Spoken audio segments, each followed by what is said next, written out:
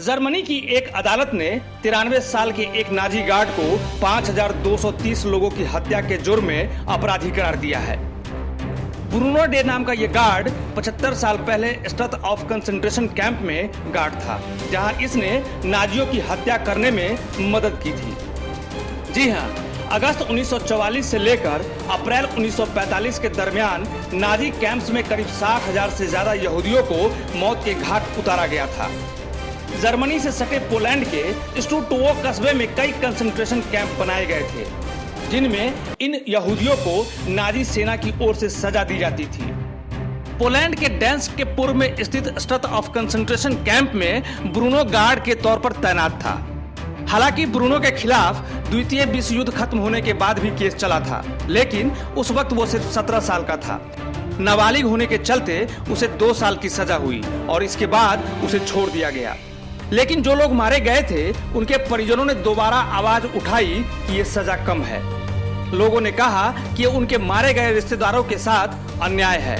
इसी क्रम में ब्रूनो डे पर दोबारा केस चलाया गया।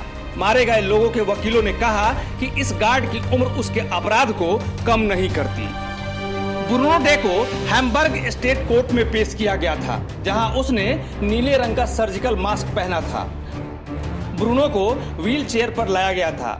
जब जज उसके खिलाफ फैसला सुना रहे थे, तो वो अपनी आंखें नीचे करके अदालत में बैठा था।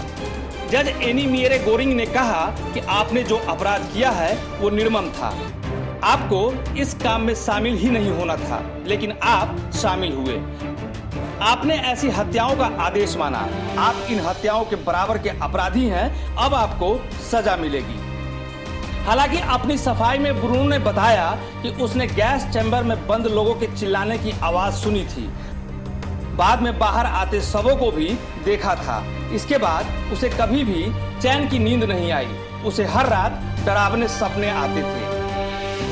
आपको बता दें कि नाजी दौर के अपराधियों को सजा देने की प्रक्रिया जर्मनी में कई साल से चल रही है। इसी क्रम में ब्रूनो डे पर दोबारा केस चलाया गया। न्यू इंडिया पोस्ट की रिपोर्ट।